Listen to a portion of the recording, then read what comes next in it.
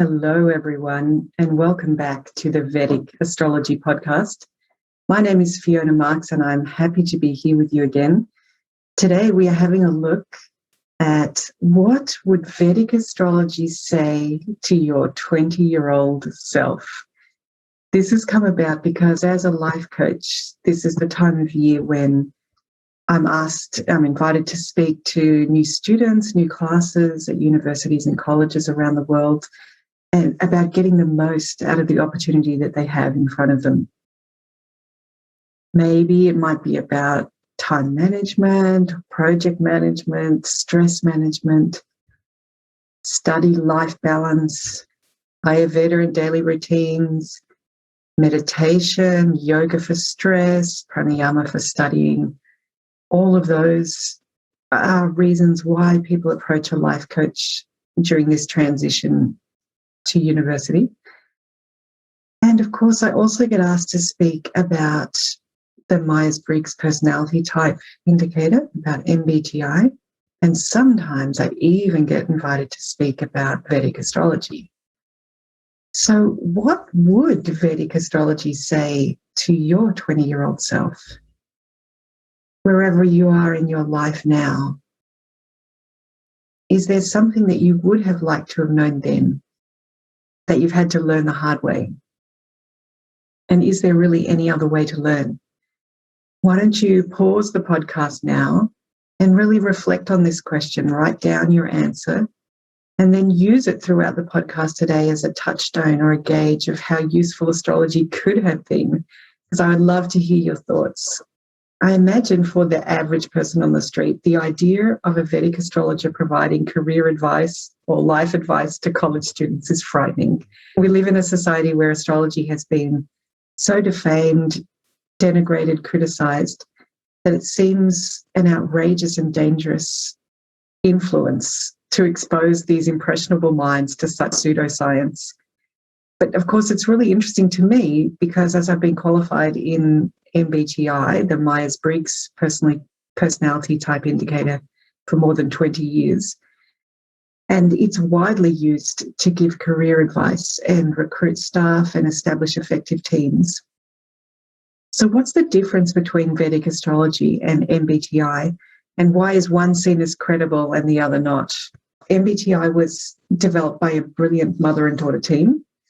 Catherine, for example, the mother, graduated college at 14 years of age. And once she became a mother, she became fascinated with psychology and began observing differences in people's personalities.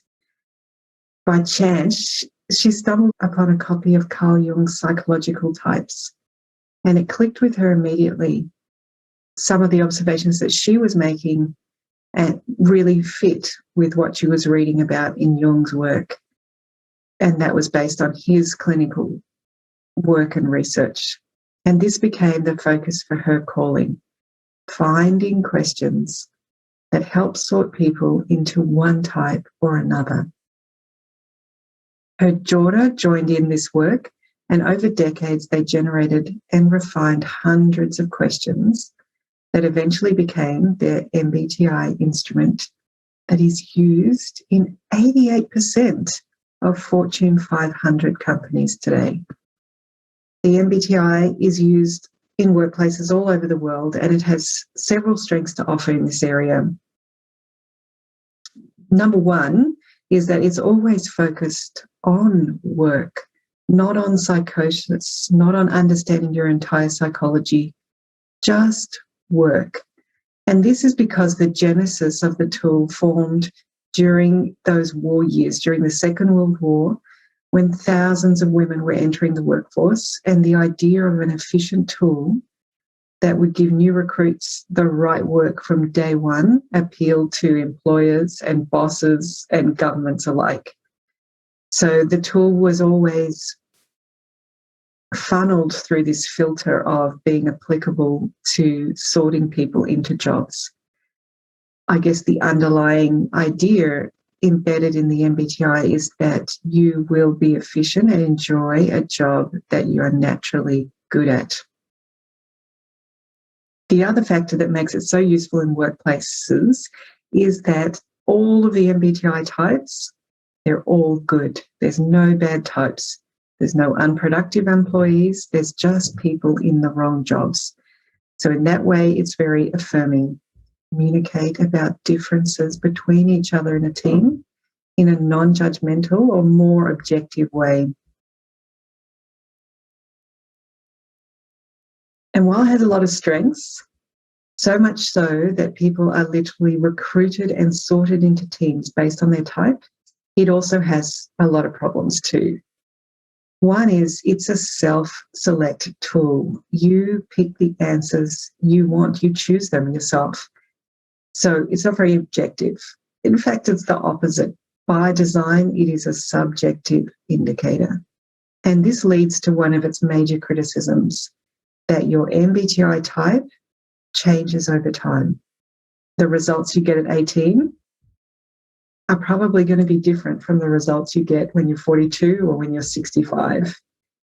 Maybe more of an objection is that it wasn't developed by psychologists.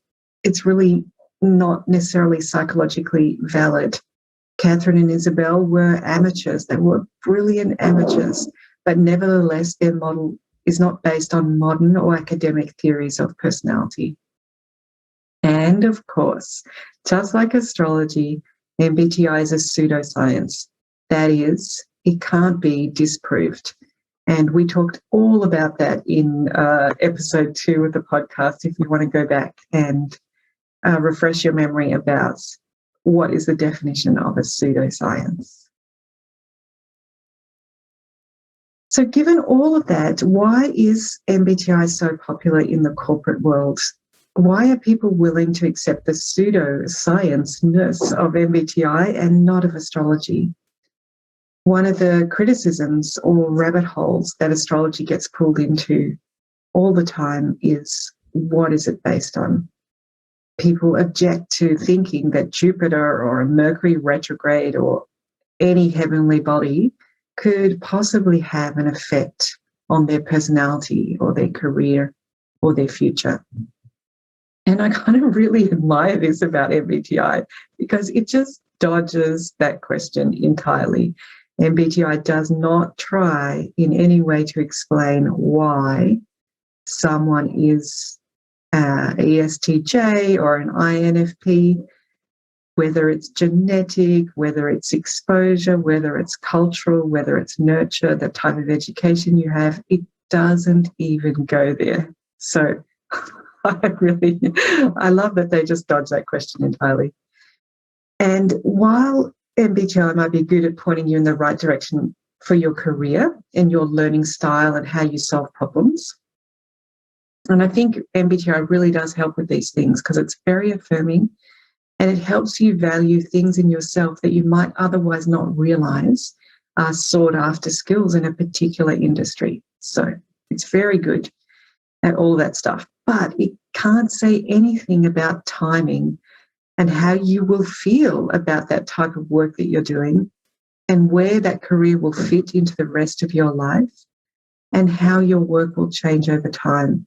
And this is where Vedic astrology has so much more to offer. So if we're comfortable with young people being able to survive the pseudoscience of MBTI, let's see what Vedic astrology could share. For this podcast, I asked a couple of classes of new university students what they would be interested in knowing from Vedic astrology. And I think I gave them like 9 or 10 choices around, of course, life path and career, but also purpose and timing. And out of that list, the top choices were knowing something about my life path, my career, where I will find happiness, what I will worry about, and what will cause losses. So really interesting in itself just to reflect on what a 20-year-olds want to know about their future in the context of starting university. For example, on this list is not purpose, not life purpose, and also not legacy, which I think if we ask this question later in life, people often become quite interested in their legacy. But in our 20s, it's probably not something that we think about. So in today's episode, We're going to look about what Vedic astrology can say around these topics. We're going to look at the context of Vedic astrology for career advice, which we just covered by comparing it to the Myers-Briggs. And we're going to look at 2 case studies of young people and 1 case study of a very old person. Looking back at your reflections that you wrote down at the start of this podcast about what Vedic astrology could share with your 20-year-old self, would you have been interested in life path, career, happiness, worries, and losses? How can Vedic astrology help in these areas? Today, I'm going to look at answering those questions using combinations of planets and houses. Obviously, there are many, many other ways to use astrology to help answer these questions. So I'm going to go through this perspective, but I really encourage you to apply any techniques that you know that work well for you. But if you're joining me today and you want to know what your 20-year-old self could have got from Vedic astrology, let's sit up now, take notes, and get started. So if your 20-year-old self wants to know something about life path, Vedic astrology is a great place to start because it puts life path front and center of each birth chart reading, reminding us that everyone has a different life path. This conventional life path of school, university, marriage, mortgage, children, retirement might not be the path for everyone. And yet this is how it can seem at 20 years of age, because in general, most of us go through conventional face-to-face, sit-down, primary, middle, and high school. So it's a little bit of a factory experience where all young people start somewhere around 5 or 6 and go through this factory of education and come out at 17 or 18, supposing to know what they're going to do with their life. And that factory of education, those first years, the primary, middle, and high school, can give one the impression that all of life is a bit of a factory with these similar milestones like 4th grade and 6th grade and 8th grade. And Vedic astrology is great at reminding us that there are as many life paths as there are charts and as there are people. Who in this audience knew what they wanted to do at 16 or 18 or 20? For some, it was crystal clear. And for others, they might still be figuring it out now. It's quite interesting, actually, the case studies I've got, maybe they all knew in some ways what they were supposed to be doing at 16, 18 or 20. So we've got quite an interesting bunch of case studies to look at. One of the things to keep in mind when we're speaking to young people about their astrology is the concept of the maturity of planets. And this might be one of the reasons why sometimes people know exactly what they're going to be doing from the age of 18 or 14 or some young age, and others of us take a long time to know what it is that we're supposed to be doing. So in Vedic astrology, it is accepted that different planets mature at different times. And I guess the idea is that the potential of that planet and the skills that it takes to use that planet well and to gain the most from the potential of that planet take time to develop. And some take more time than others. So generally it's seen like this. Jupiter matures at 16 years of age. The Sun at 22. The Moon at 24. Venus at 25. Mars at 28. Mercury at 32. Saturn at 36. Rahu at 42. And Ketu at 48. So these planets are spread all through that, from where we're starting today is talking to people as they transition from high school to college, all the way through your career, just about up until your 50s. And I think that this is a really helpful thing to keep in mind. Just knowing that can be helpful, knowing that it takes time for each of these powerful parts of our energetic makeup to be at their highest potential. And incidentally, MBTI also has a version of this built into their framework as well, called the Grants model, and explains how one develops one's preferences over time. But perhaps that's a topic for a different podcast. So not only has Vedic astrology already helped our 20-year-old self by letting us know that we might not be on a standard life path because there isn't one, but also at 20, we are still more than a lifetime away from some of those planets being at full maturity. And I think this is a great context for young people to understand their life and their confusion at this age of maybe not knowing what their calling is yet. And incidentally, each of those planets' maturities is also affected by being in conjunction. So if one of the planets is conjunct with a planet that matures later, we talk about both of those planets not maturing until the later one does. So really puts in context why some people hit their stride early and other people takes more time. Now, returning to the idea of life path. When we're considering a person's life path, the first house and the planet that rules that house are really important. So you can look at your own chart and just identify what is your first house and what planet rules that house. And then to break it down even a little bit more, it can be really useful to look at those signs and the houses and think about how they are in the goals of life. That is the Purusarthas, the Artha, Kama, Dharma, and Moksha signs and houses. So this concept from Vedic philosophy or yoga philosophy is that we've got these 4 pursuits, 4 goals, 4 paths that all humans are walking to different extents during their life, pursuing these 4 goals in different ratios.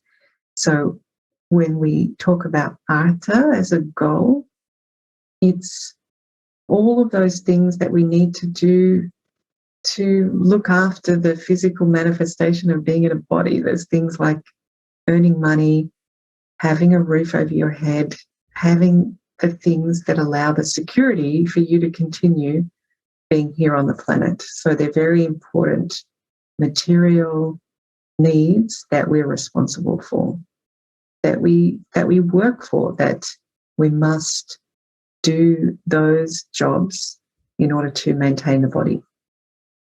Then there are Kama houses, and Kama is our desires, the things that we come on this planet to experience through the body. They're the play, desires, aspirations, the fun things that one can only do here on planet Earth. Very important as well.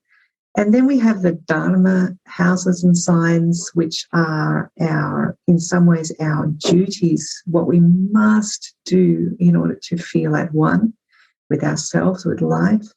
I think about them as being when one gets to the pearly gates and St. Peter or whoever's there says, did you do what you went down there to achieve? They're our must do, those duties that for each of us is different. And some people use the word inspiration around the Dharma houses. They're our callings that they're not financial. They're not for pleasure. They are what we are called to do. So we've got Artha, Kama, Dharma. And the 4th type of goal that people are pursuing is moksha, or liberation, enlightenment, moving beyond the illusion of the material and experiencing liberation of the true self. Both the signs and the houses tell us a little bit about which one of these goals that sign or house is interested in pursuing.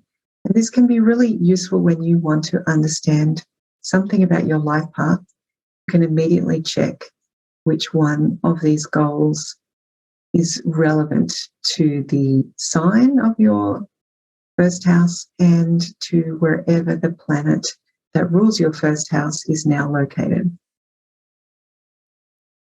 So where your first house is going to shed a lot of light on your life path.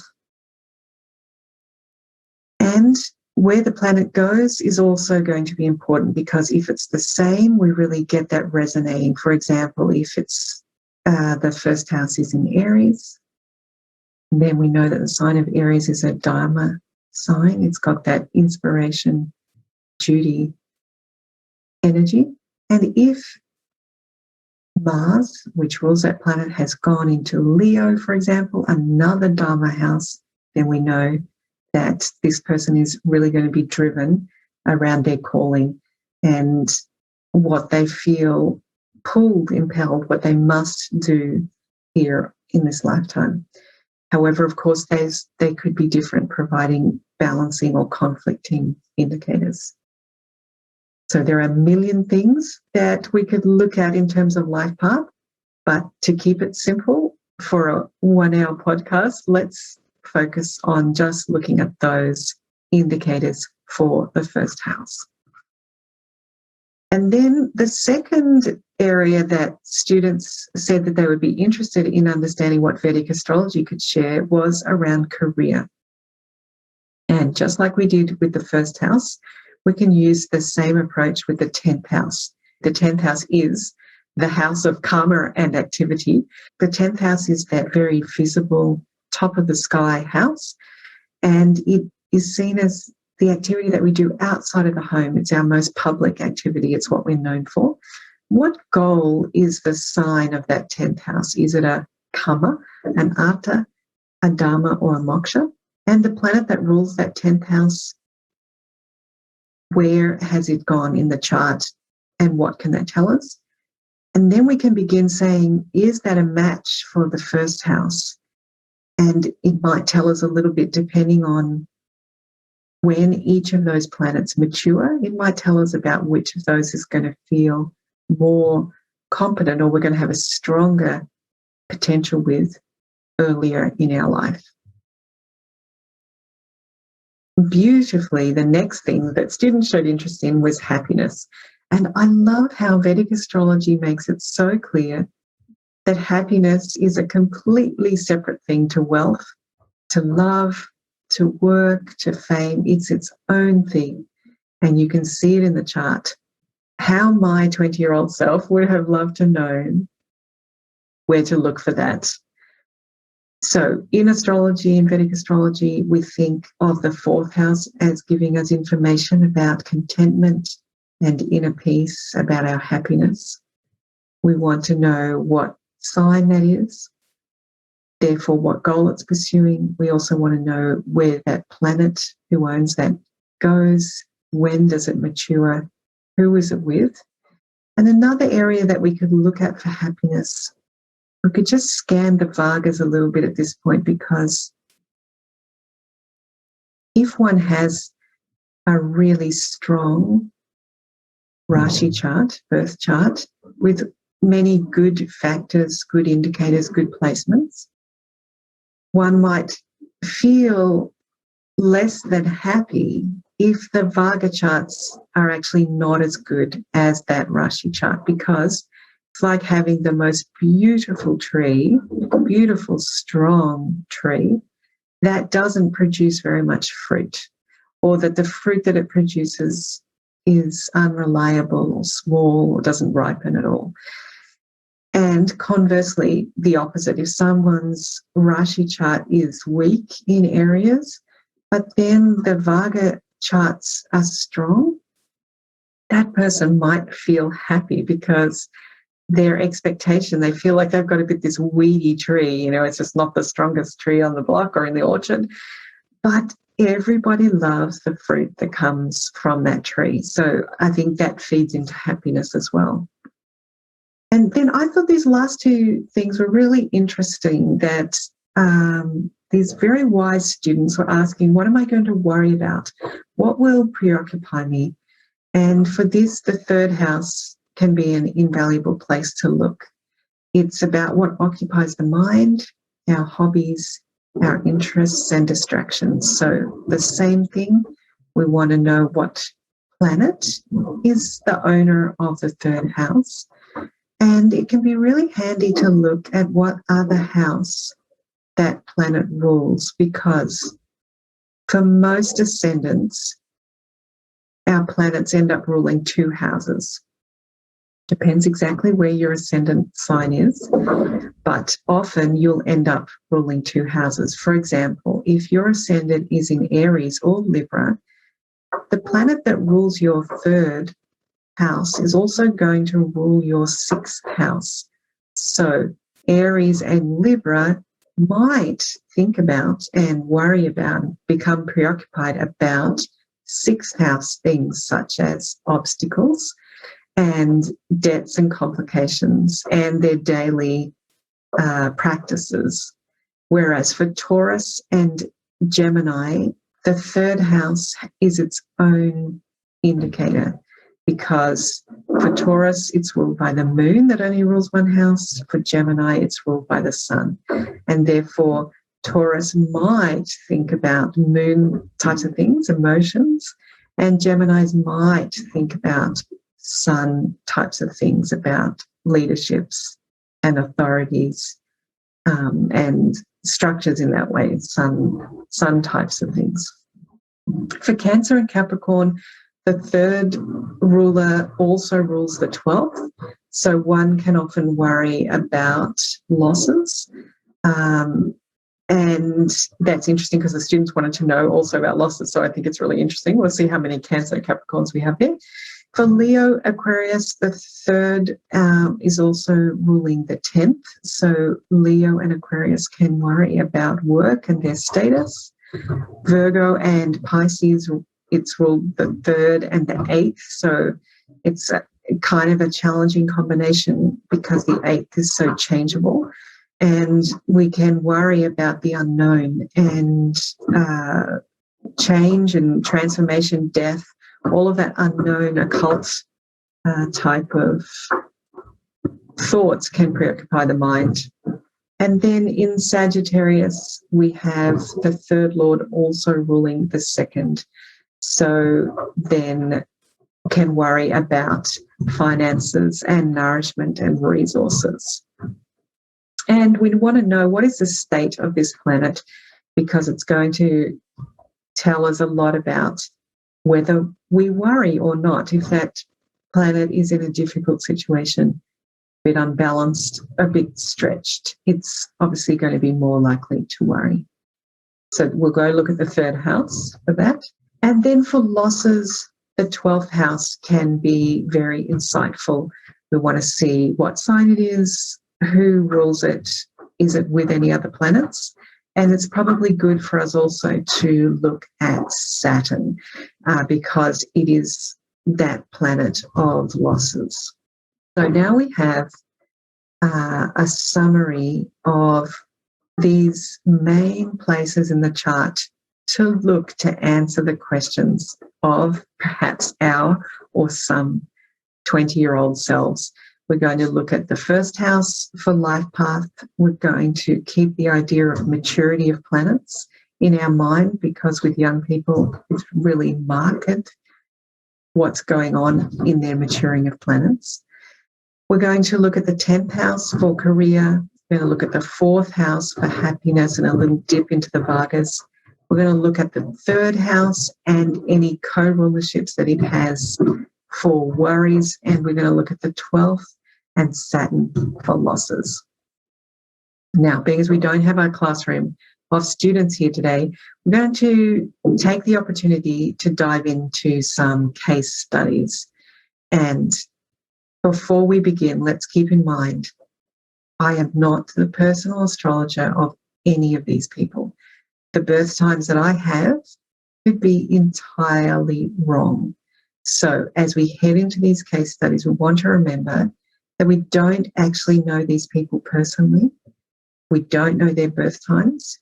So therefore, we're not talking about the real person. We are talking about the shared public image, that knowledge that the public has, that this person has put out into the world, that's created an archetype that we're going to call person A, B, or C. But we need to remember that we don't know actually the real person. So this is like a caricature of a person. It's imperfect, like so many things in our world at the moment. But with this shared imagination that we have of the person, these people help us to take the concepts of the techniques of Vedic astrology and make them meaningful, make them rememberable, and take them from the abstract to the concrete, if we want to use an MBTI analogy. We have been lucky enough in Astrolojam over the last few months to have a look at the charts of some very young, successful people. And for those of you who don't know what Astrolojam is, it's a monthly get-together that I host for astrologers and astrology enthusiasts of all persuasions, where we pre-researched an agreed chart and we bring our insights to the group so that we can jam together, just like musicians, building on each other's riffs and having some fun, sharing our love of the techniques of astrology. We have looked at some dead people. The current person that we have coming up is extremely old, but we're lucky enough to have had a couple of very young celebrities. So I'm going to call on their charts for material today. And the first person I'm going to look at is Billie Eilish. And I think she might have been the subject of Astrolojam 2, which we did way back before the summer. She is 19 years old, so she's the perfect age for our podcast today. I am loading up into the description for this podcast the link to the website for this podcast where you can go and have a look at the chart. So I'll put those there for you. And I'm going to give you the birth data now in case you want to put it into your own software. We have a birth date of December 18, 2001, and it was at 11 a.m. Los Angeles, California. And let me just bring that up on my screen as well.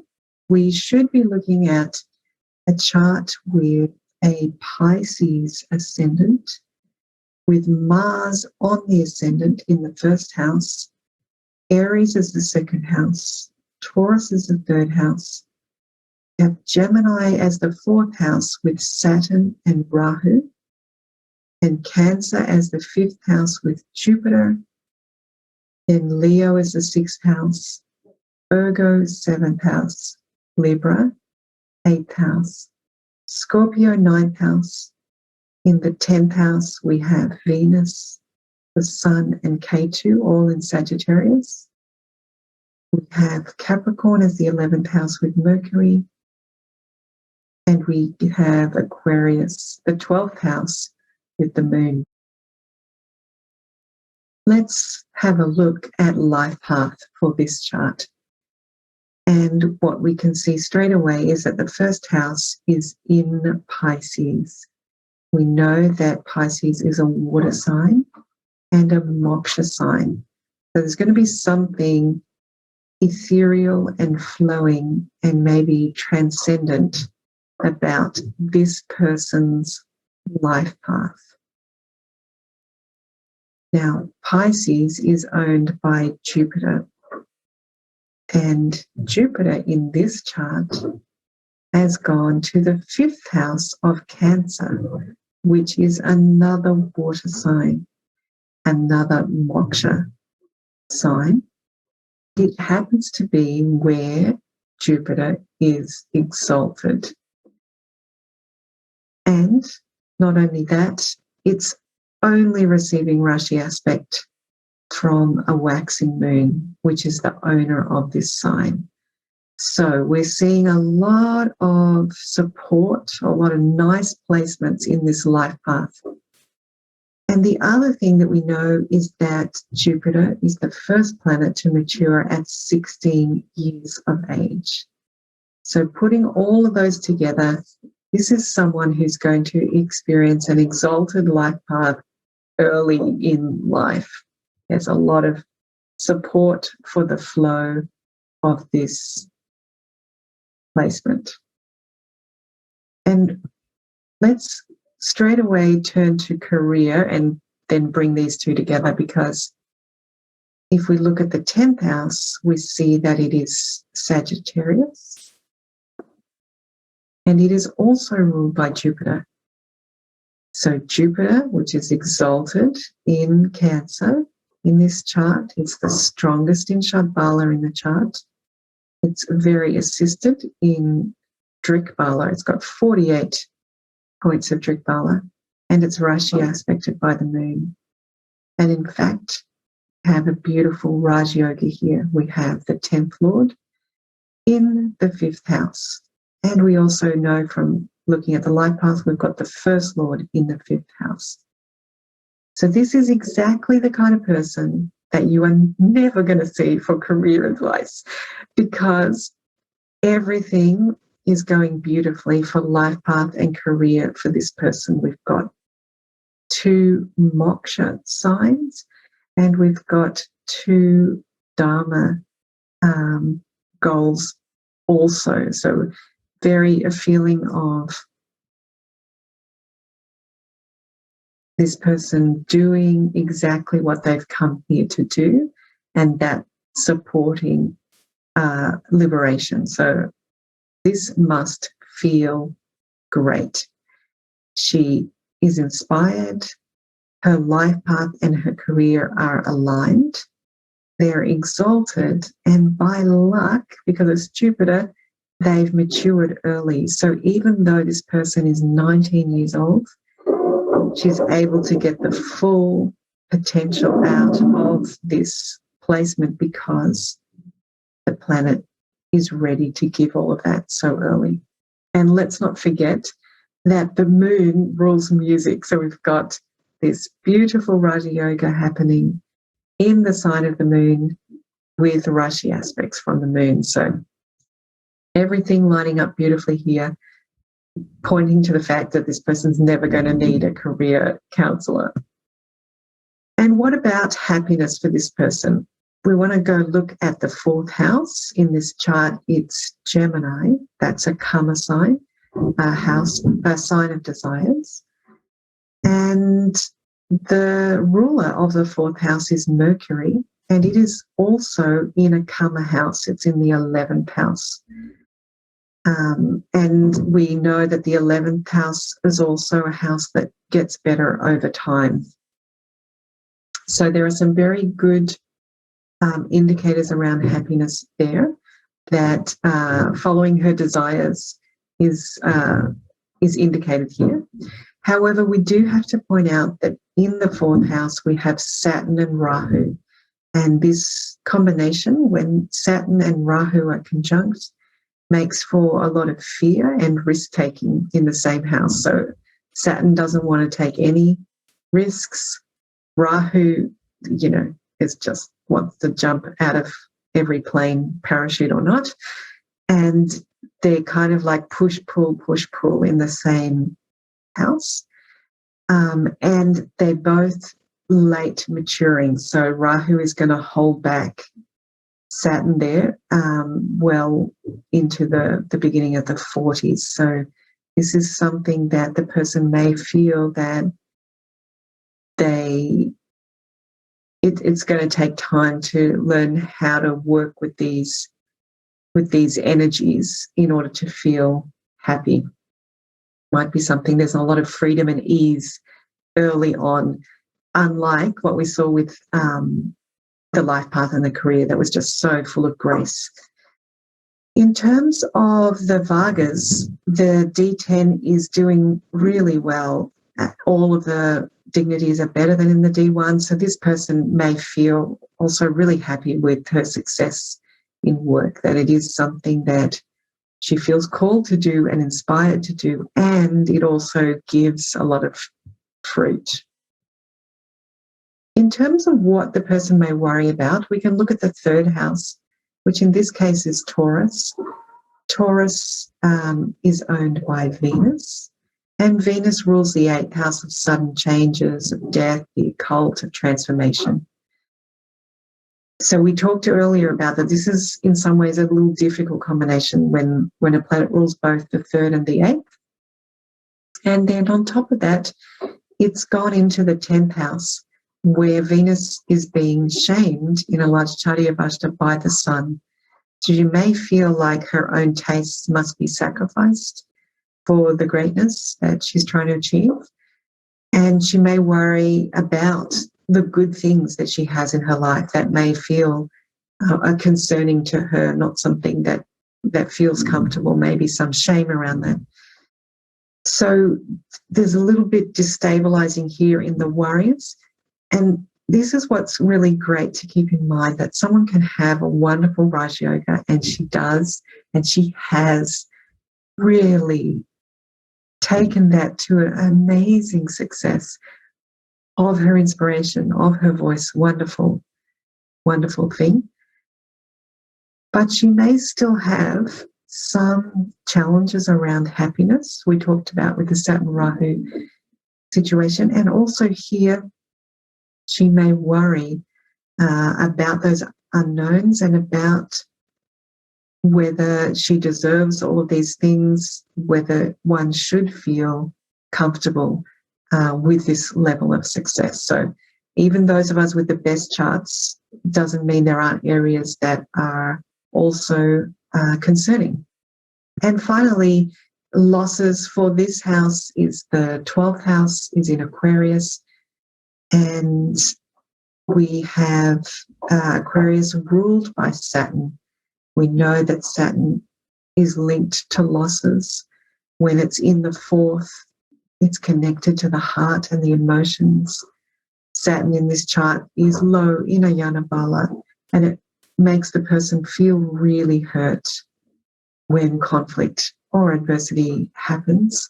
So if there are any losses, this person may feel them quite deeply, and she may really want to avoid losses, just knowing how raw and how profoundly, intensely she's going to feel that loss. Maybe might want to avoid it actively, or just never try to ever go into that space. So if this person was to come for a 20-year-old, what am I going to do with my life? We can see this is probably not what she's going to do, but what could Vedic astrology say? We could definitely say that she has a path of her own, that she will have early exalted success. And this is a life that should follow its inspirations and its dharma. There is no need for this chart to go down that conventional path of the factory of school. I think this person may even have been homeschooled. So what a blessing to have parents that are supporting the uniqueness of this chart from the beginning.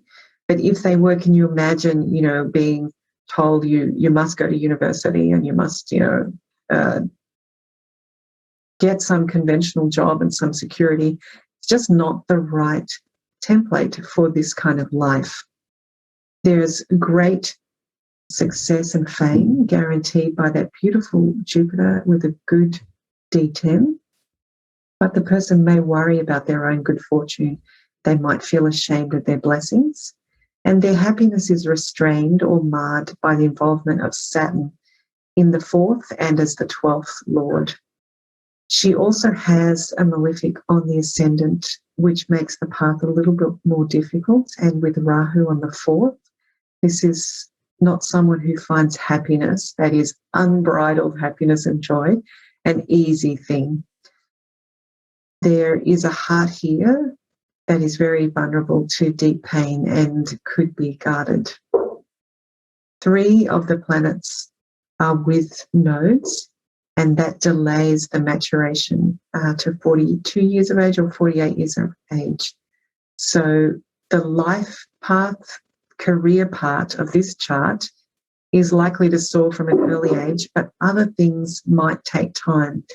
And that might be where a conversation, the Vedic astrology conversation with this 20-year-old might be about balancing that or accepting that disparity between enormous success and grace in this one area, which is exactly what the chart wants, and it's a wonderful thing.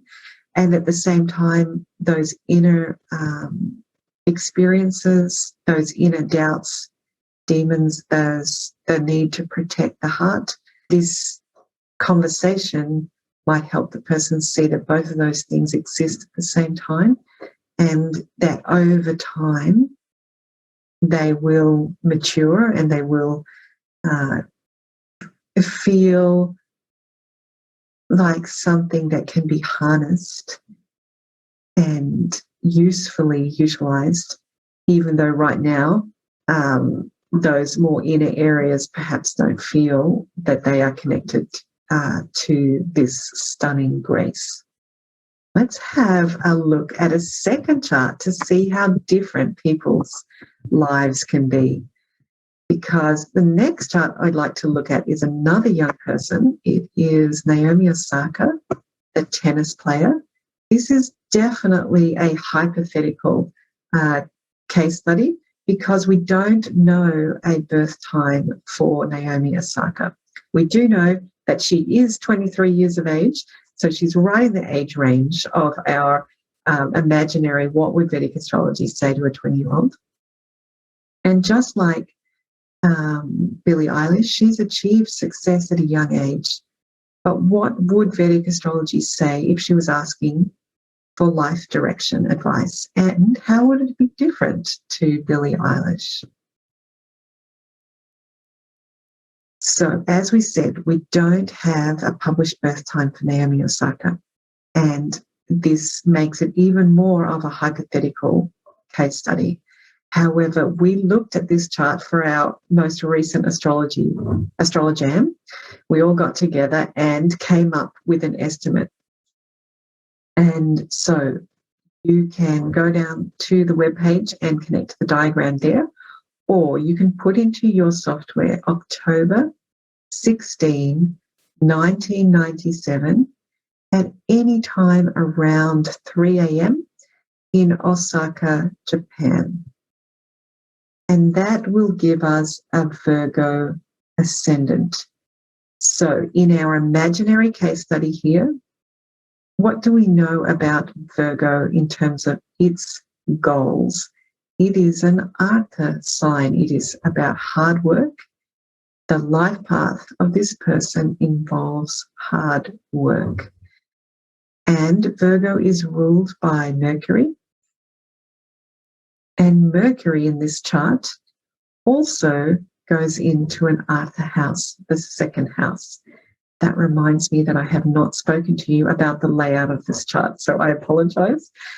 Taking a step back, in this imaginary case study, I'm placing the ascendant in Virgo, and I have Rahu in the first house of the sign of Virgo of this chart.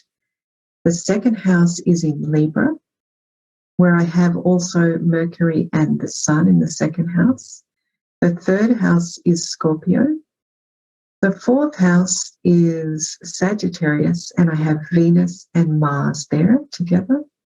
Then Capricorn is the fifth house. Aquarius is the sixth house with Jupiter present. The seventh house is Pisces with Ketu. And the eighth house is Aries with the Moon and Saturn extremely closely conjunct the moon at 16 degrees and 23 minutes, Saturn at 16 degrees and 28 minutes. And then all of the other signs do not have planets in them. So we've got Taurus, the 9th house, Gemini, the 10th house, Cancer, the 11th house, and Leo, the 12th house. Okay, so returning to looking at the life path, we've got a Virgo ascendant. We know that Virgo is an Arta sign. That is a sign of work, responsibilities, of doing things to look after my material needs. And it is ruled by Mercury, and Mercury has gone into the 2nd house, which is an Arta house, all about resources and responsibilities. So whereas with Billie Eilish's chart, we could almost say that all of that fame and success comes from past life grace. In Naomi Osaka's chart, her success comes from work, from hard work, from daily practice. This is where I think Vedic astrology is so useful for 20-year-olds. If we think about that new orientation class of students, and we had these two people sitting in the class, Billie Eilish, Naomi Osaka, one is going to almost flow through life. It's just so much water, so much moksha energy. And the other is going to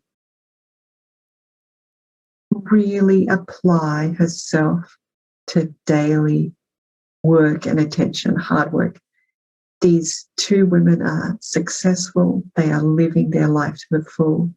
They're doing an amazing job of being themselves and who they are, showing us so much, teaching us so much.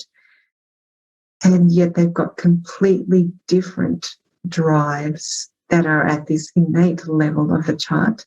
And can you imagine trying to tell Billie Eilish that she needs to knuckle down and do the hard work and be responsible, just like we're telling Naomi Osaka to, float into her imagination and wander and be inspired. They're just got different drives, and it's great to honour the drive that you have. In the Naomi Osaka's chart, Mercury is also combust the sun. So Mercury, this planet that rules the 1st house, is in the same sign as the sun, and it's about just over a degree away from the sun. So striving for greatness is intense and serious for this person. They are going to feel that they are not good enough. When any planet is next to the sun, one feels inferior to the sun. Everybody feels inferior to the sun because the sun is just so brilliant. It's the center of our solar system. It is the light that fuels all life. It is the gravity around which all of us orbit. So when a planet is close to the sun, it feels that it's not good enough. This is backed up in the chart by Saturn being starved by Mars. So if you see Saturn is there in Aries, Mars is in Sagittarius, giving plenty of planetary aspect and giving the Lajatatiya Vashta of starvation. In my calculations, Mars is giving 456 points of starvation, and Saturn only has 300 points. So very overwhelming sense of pressure from Mars, giving us a sense that we are behind and we have to catch up and we are just not good enough. We need to do more and more and more. So I'm only bringing that up because it's really mirrored by what's happening to Mercury, the ruler of the 1st house. And we know that success may come before we're ready because Mercury is not maturing until 32. It's being pushed by the sun that matures at 22. So that there's that pressure already there. And then we happen to have Rahu on the ascendant. It's not maturing until 42. So there's a lot of things happening before we're ready, a lot of pressure there. And when the sun is agitating Mercury, when it's combusting Mercury, it gives problems with communication because Mercury is the generic karaka for communication. So we have trouble with boundaries, with asking for what we want, with feeling that we can protect ourselves from that glaring sun. So these are some of the observations we can make about the life path of this person. A big contrast to Billie Eilish, much more serious, hard work kind of vibe here. And if we look at career, just like Billie Eilish, the ruler of the first house, Mercury, is also ruling the 10th house. It's also ruling Gemini. And this means that everything that we just said about life path applies to career as well. The career becomes something that is hard work. The career becomes something that we do every day, that we take responsibility for, that we feel responsible for, that needs our attention and effort every day. This is someone who is going to work for her money and status. And maybe we could just say this is someone who's going to work, period. This is a worker, a responsible worker type of energy. Happiness. Happiness for this chart, we're going to look at the 4th house. It is Sagittarius, a Dharma sign. It's ruled by Jupiter. And Jupiter is in the 6th house, which, guess what, is another Artha house. So even happiness is linked back to hard work, just echoing that this person has a work ethic. And Vedic astrology helps us to appreciate how we're all different, but this is someone who we can say is going to work hard even for their happiness. When we think about worrying and the 3rd house, we've got Scorpio as the 3rd house of this chart. It's a moksha sign. Mars is the planet that owns Scorpio, and it has gone into the 4th house, which is also a moksha house. So we've got the enlightenment, liberation energy here around the worries. The same as Billie Eilish's chart, we have a combination where the 3rd house ruler also rules the 8th house. And so there can be a lot of worrying because of all of the moksha connections, the Scorpio being a moksha sign and the 4th house where Mars is being a moksha house. The person may worry about, is this all worth it? Can I escape from work and transcend? Is there something more than work? This might be what preoccupies the mind. And as Mars also rules the 8th house of death and transformation, of psychic energy, the occult, the unknown, and it's in a house of inner peace, there may even be anxiety and worries, perhaps even a paranoia, because the 8th house of the unknown is right there in this inner house, our house of inner peace, the 4th house, and it rules the 3rd house, what we worry about. It's with Venus, and that is stirring up those passions in a fire sign. And we know that Saturn is also ruling the 5th house of the intellect, and Saturn, we know, is fearful. It's just part of how that planetary energy is. So this person may be preoccupied and have anxieties that are almost, could be quite occupying for the mind, could be maybe paranoia or obsessive for the mind, this sense of change, of that 8th house energy of being, it's unreliable, it's unknown. And it's being stirred up whenever Venus is with Mars. There's more passion, they kind of heat each other. So this is an area where the person may have quite some worries going on in their mind. And losses for this house, the 12th house of this chart is Leo. It's owned by the sun. The sun, of course, is in an Artha house. We know that now with this chart, that there's just going to be a lot of Artha energy. So even the losses are linked to our sense of work. Maybe because it's the sun, we may have losses in relation to authorities, father, to work, because it's the second house in relation to speech or speaking. And if we think about Saturn as being related to loss as well, it's in very tight conjunction with the moon.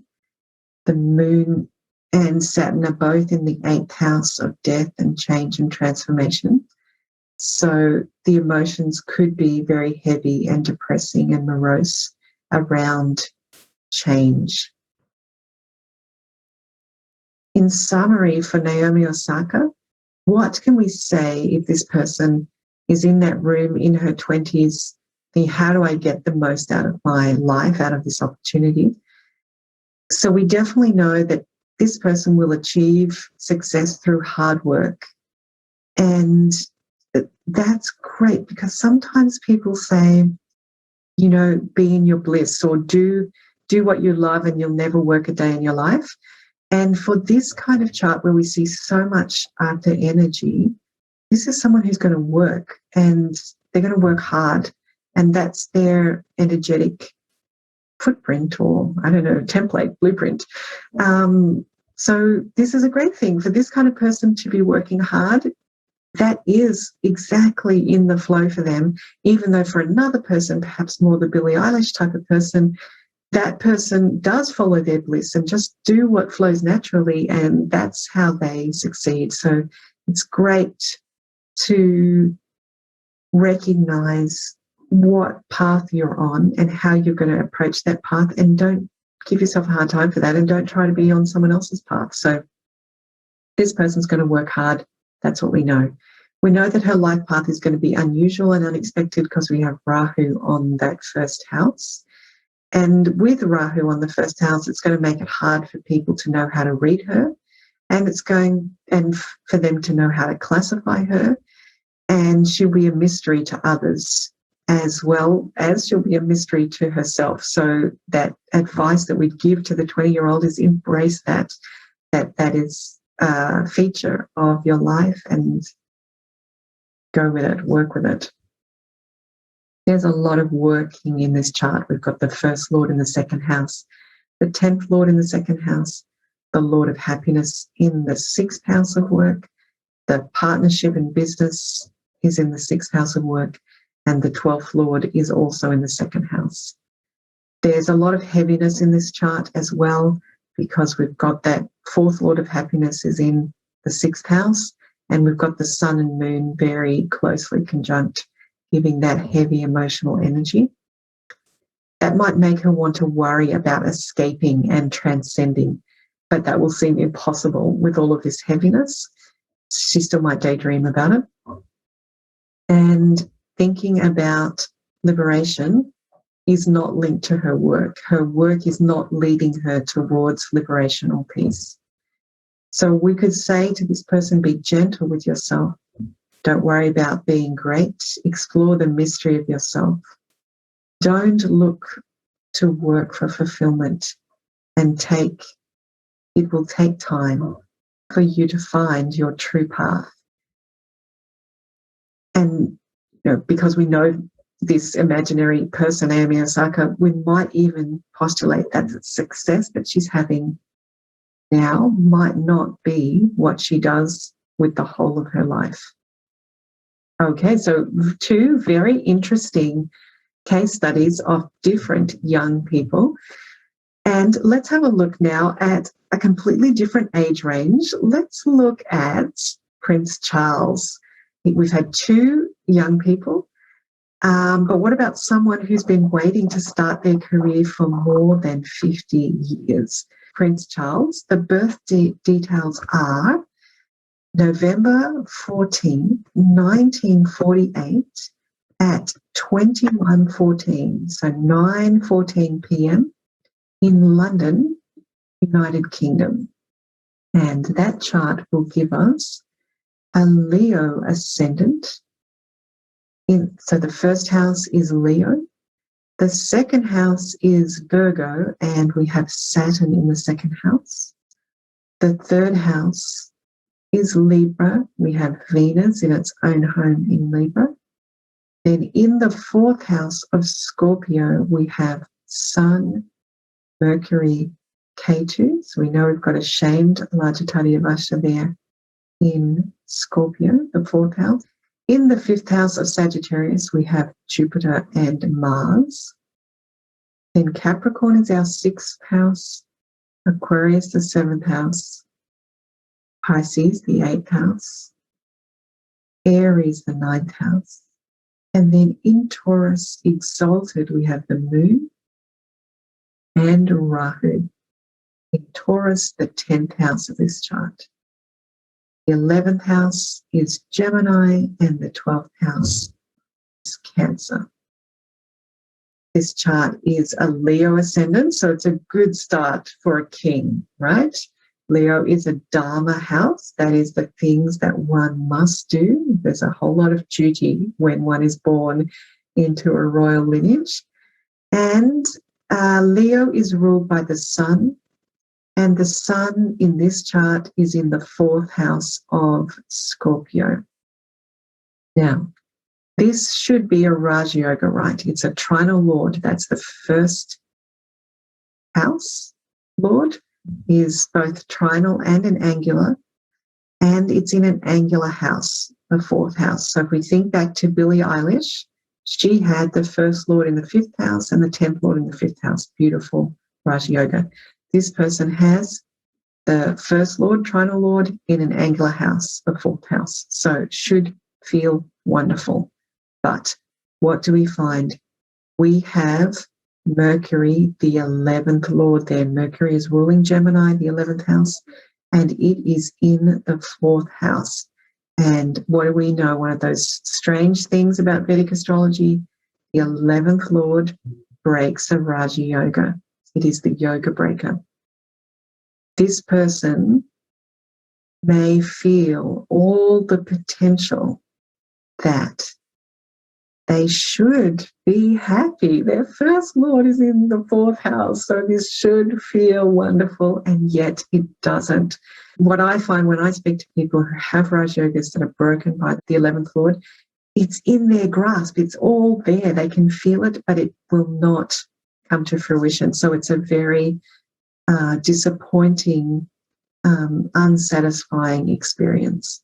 And not only that, K2 is there as well, the perfectionist, so it's making this incredibly frustrating and creating a shamed Avashta for Mercury. Not only that, of course, K2 is conjunct with the sun, which creates strong self-doubts and a feeling of lack in everything the person does. We could think about it that K2 is indicating that this soul has already been a king in other lifetimes. And in this lifetime, K2 is going to create all the inner doubts, which we can then see on the outside. They become outer doubts as well. So K2 is doing this in order to free the person from their attachment and their identification with power, status, and leadership. So what a life path placement this is. That's a lot to experience. What an acute awareness this person is going to have of there being a disappointment. They've got this broken Raja Yoga. They've got K2 influencing the sun. And not only that, K2 is going to hold back both the sun and Mercury from maturing, so that they will be the last to mature, just like K2, all the way at 48. On the plus side, this is someone who's going to feel better with age. But we can see that this is a really complex life path placement. You imagine being born the first son of a ruling king or queen. You imagine the life path is super easy, right? Of all the people on the planet, you know exactly what you're going to do. And yet here we have all of these disappointments and a very acute sense of failure, perhaps, and linked to one's happiness, one's inner peace and contentment. So let's have a look at career, because we think this person should have a clear career. And in this chart, the 10th house is Taurus, an Archer sign. It's going to, the career is going to be work, hard work. Taurus is ruled by Venus, and Venus is in the 3rd house of hobbies and interests. It's in its own home. So this person may be famous for their interests rather than their career. Venus, rather than being up there in the 10th house, is actually in the 3rd house of their hobbies and interests. Now, in this 10th house, we have a glorious, nearly full moon right at the top of the sky here. In fact, the moon is exalted, and it's just 3 days away from a lunar eclipse, following on from a total solar eclipse that happened on the 1st of November. This person is going to be famous for their emotions, and they're not going to have that masculine energy that we might imagine. The Sun, Leo, the ruler of this chart, the Sun has actually gone into the 4th house. That is the house that is under the earth when we're born. You know, it's the dark. It's in the darkness, and it's a very inner house. It rules our inner peace. So the masculine energy has gone there into a very inner house, whereas the feminine energy of the moon is right at the top of the sky. So this person's got a much softer masculine energy. And the moon is with Rahu, so others are not going to know how to react to this person's emotions, and neither will this person. They're going to have flashes of brilliance that will be far out and zany, and maybe even impossible to explain logically or rationally, and they're going to be very visible. Quite a disconnect between the life path of the Leo ascendant. Not only is the life path complicated by going into the 4th house where it's with K2 and has all of those self-doubts, so already the life path was quite complicated. Now the career has got a completely different energy and is 180 degrees away from the life path. So a real disconnect or tension or at the extremes between this person's life path and career. And I wanted to include this person because they had a lot of expectations for a conventional life, whereas we might say that Billie Eilish, and I think Naomi Osaka, I think they were both homeschooled. Perhaps we could say that they had already those unconventional experiences of not being in the factory that maybe most of us go through. This person, Prince Charles, has a lot of expectation to have a conventional life. And while that life maybe have access to riches and palaces that you and I can't imagine, the pressure to be conventional, traditional, is very strong. There would be a high expectation of university, of military, of marriage, of leadership. It's kind of the moment this person was born, their path was already set out for them. However, this chart does not indicate a conventional life. And I remember I did this chart for one of my early papers in the Vedic Astrology apprenticeship course. And I remember researching this and finding out that Prince Philip, his father, really recognised that there was a softness to this person, and he wanted to help his son to man up, to be tougher. And so he sent him to a military-style boarding school from a really young age. And this is what I think is so helpful about consulting Vedic astrology with our children, with our young people, is that it doesn't matter how much this chart, the person in this chart, is exposed to the brutality or the toughness, the austerity, the roughness of a masculine schooling environment. Doesn't matter how much you do that, it's not going to change that this person is emotional and zany and doubts themselves. So jumping out of a plane and proving that one can parachute, or, you know, whatever extreme skills one can be forced to learn and demonstrate, is not going to change the sun with K2 there in the 4th house. I think that this is very powerful input to the nature-nurture debate that maybe it was a great thing that Prince Charles' father exposed this person to so much of the opposite of the natural chart. Maybe that was a great thing. But it hasn't changed the softness of this person or their left fieldness, the things that they're interested in and that they comment on in such a soft and gentle way are still the hallmarks of this person rather than them being some kind of G.I. Joe action figure. Now, happiness. Happiness in this chart is the 4th house for all of us. It's in Scorpio. It's a moksha sign. Mars is ruling Scorpio and it's in Sagittarius, the 5th house, and that's a Dharma house. So those are good indications. Although we have the 8th Lord is also involved and there's a Rashi aspect from Saturn. So this constrains one's happiness somewhat. But what is really noticeable is that we have a shame Devashta in the 4th house. So this person is going to feel shame when they feel happy. They're kind of linked together. They'll have a very complex relationship with their own happiness. They will feel worthless and that their contributions are causing shame. That's when Mercury is being shamed by the Sun with Ketu. One feels like what one communicates is a cause of shame and is worthless. It's not valued. It's not adding value. It's not recognized. So this 4th house of happiness is linked with an inner sense of shame.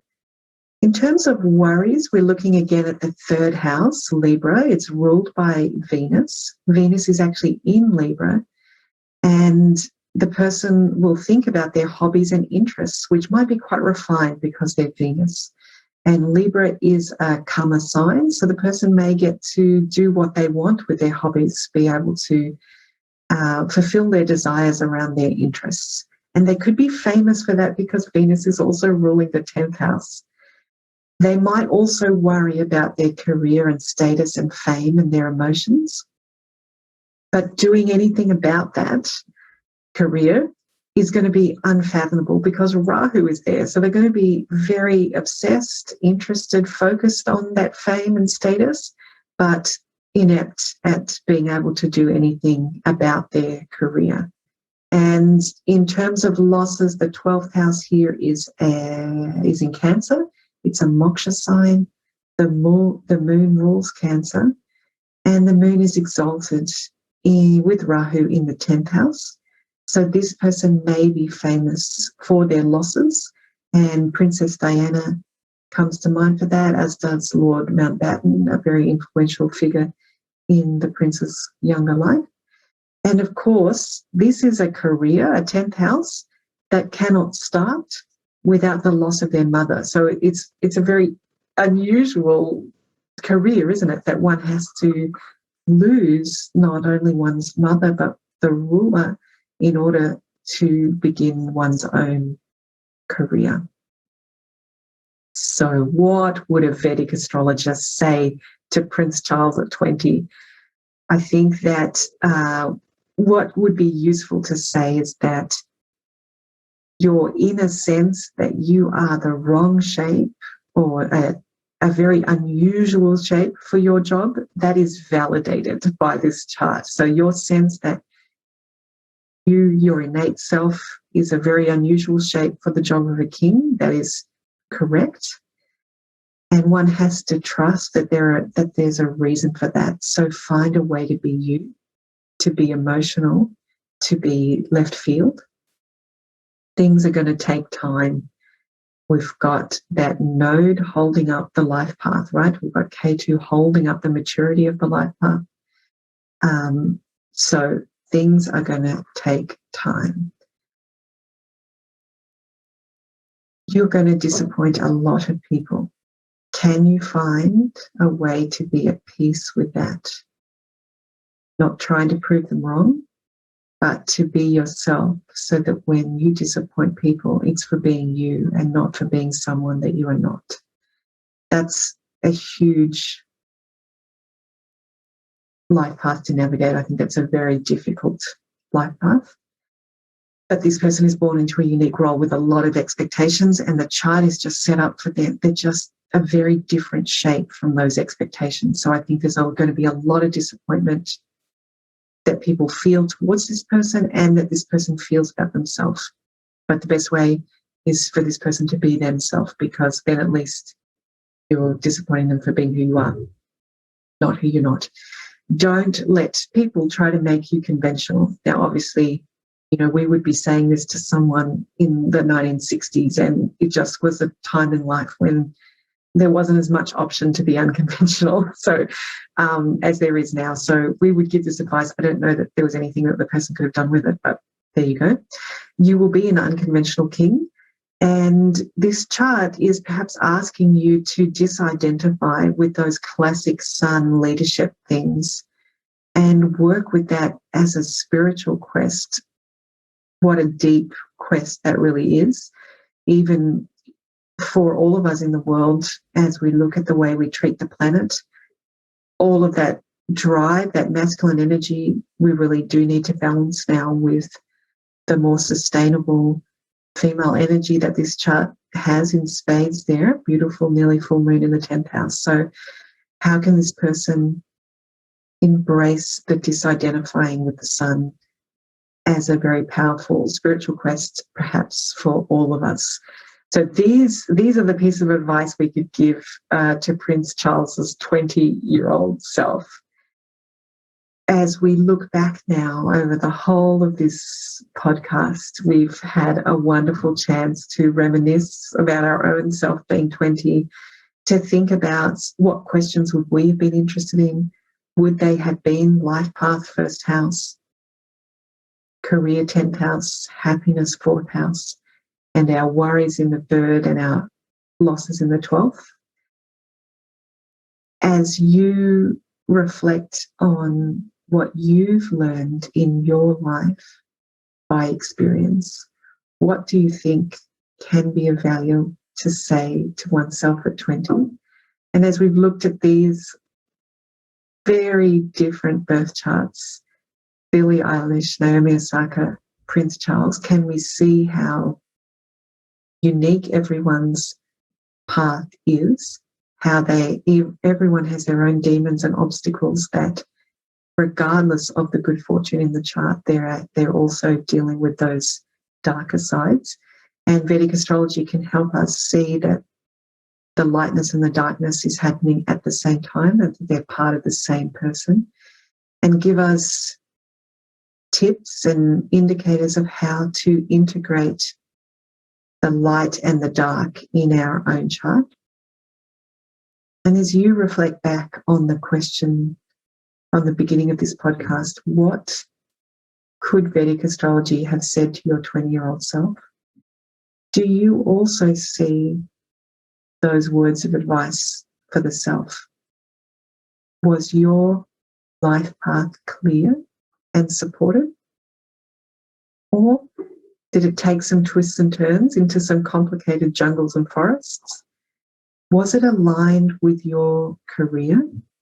And did the planets that guide your life path and your career, were they aligned together in similar houses and signs that share the goals around artha or karma or dharma or moksha? Was happiness in any way linked to your life path and your career, and has that borne itself out as you have walked your way down your path? And what about the things that you worry about, preoccupy your mind? Can you see, are they tied into this story as well? Or do they undermine what you're experiencing by giving you doubts and worries? And what about losses? Has that been a significant shaper in your life, as perhaps we've seen that it was and will be, continue to be in Prince Charles's life? I would love to hear your answers. Obviously, this is what I focus on all the time. So I'm fascinated by anything that you want to share about your own insights into what you wish Vedic astrology had shared with you when you were in your 20s. All right. I think that wraps it up for today. Thank you very much for hanging on in here till the end of the podcast. I look forward to your thoughts and to seeing you on the next podcast when we explore another aspect of Vedic astrology. All right. Until then, stay well. Bye.